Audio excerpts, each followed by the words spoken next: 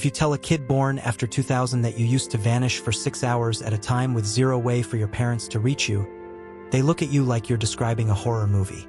But for anyone who grew up in the 1970s, that wasn't a thriller, it was just a regular Tuesday. We're talking about a generation raised on a wild mix of total freedom and genuine danger, shaped by a world that would basically get a parent arrested today. But here's the thing, that lack of supervision didn't break them. It built a psychological backbone that's almost impossible to find in the modern world. It created this gritty, internal voice that says, "I'll figure it out," even when they have absolutely no clue what they're doing.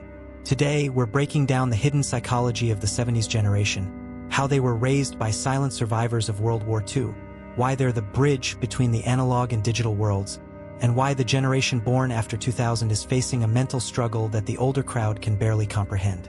This isn't just a nostalgia trip.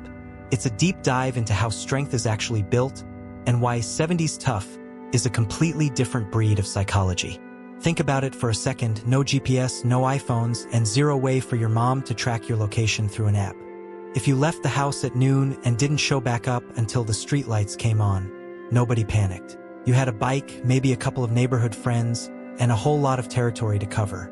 This wasn't just playing outside, it was a masterclass in self-reliance. When your bike chain popped off 3 miles from home in 1975, you didn't text a group chat for a ride. You didn't have a choice.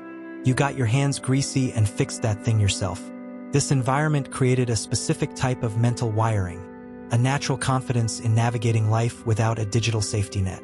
It's that gritty inner voice people from the 70s still carry today that says, "I'll figure it out," even when they're heading into a situation where they have absolutely no clue what they're doing.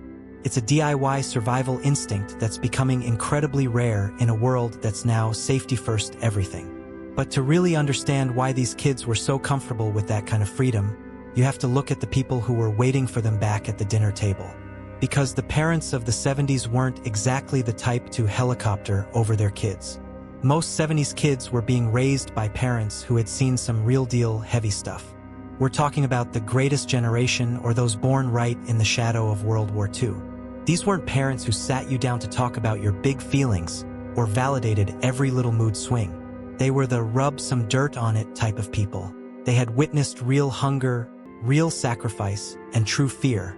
To them, having a roof over your head and a job to go to was a massive win, so they didn't waste time complaining.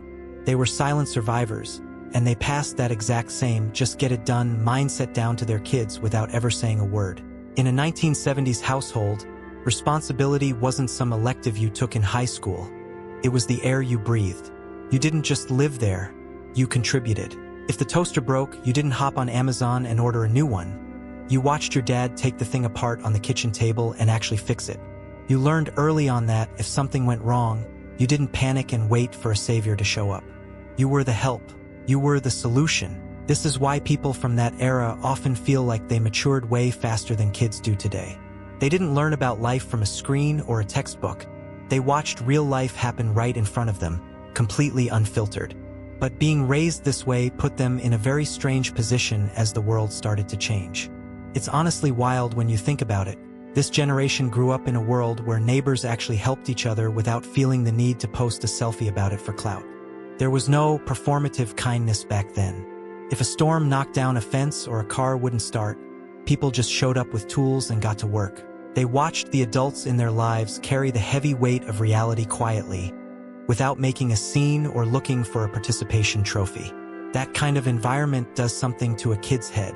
It teaches you that life is serious, sure, but it also proves that you're more than capable of handling it.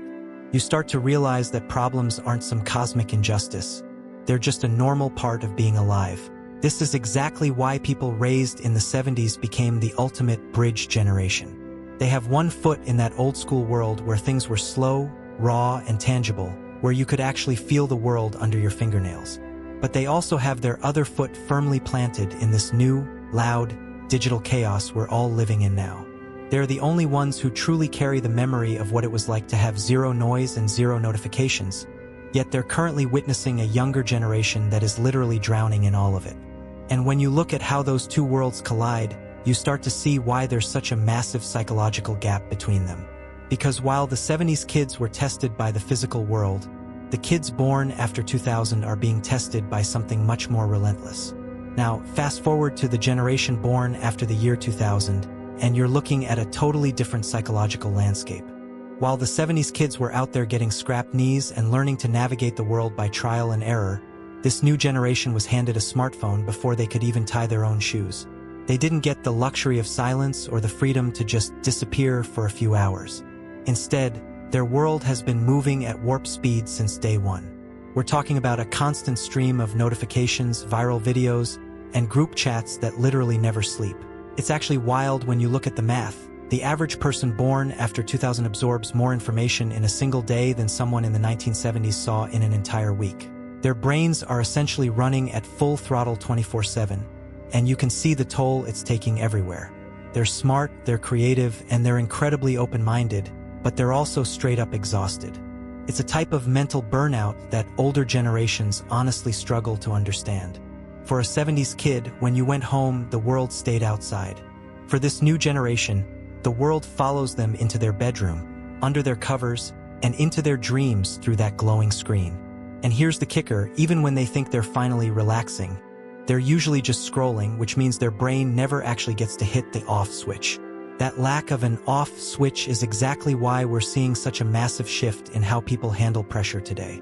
See, back in the 70s, your social circle was basically just whoever lived on your block or sat next to you in homeroom.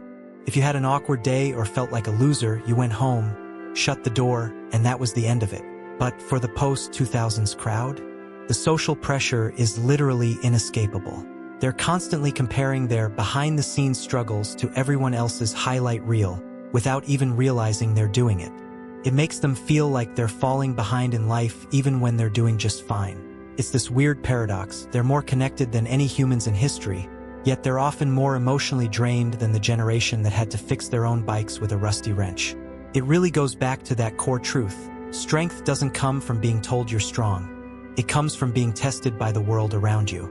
The 70s kids were tested by the physical world, by distance, by silence, and by having to figure things out on their own. The new generation is being tested by an overload of information and a world that moves way too fast for the human brain to keep up with. It's a survival struggle, just a totally different kind. So here's the deal. We're looking at two completely different versions of what it means to grow up. On one hand, you've got the 70s crew who lived a life that would make a modern safety inspector faint, but they walked away with a mental backbone that's basically unbreakable. On the other hand, you've got the post-2000s generation navigating a digital landscape that's more complex and overstimulating than anything humans have ever dealt with. It's the ultimate trade-off, physical freedom and silence versus total connection and mental chaos. I'm really curious to hear your take on this because, honestly, there's no easy answer. Which generation do you actually think had it harder? Was it the 70s kids dealing with the figure-it-out-or-fail reality? Or is it the new generation trying to survive the relentless pressure of a world that never sleeps? Also, let me know in the comments, are you a pre-1980 original or were you born after the year 2000? I want to see which side of the bridge you're on. If this deep dive gave you a new perspective on why we think and act the way we do, hit that subscribe button. We go deeper into these psychological shifts every single day. Don't forget to like the video. It really helps get these messages out to more people who are tired of the surface-level noise. And if you want to connect with a community that actually thinks for themselves, join our Discord through the link in the description. Reverse Hub isn't just a channel, it's a place for the real talk.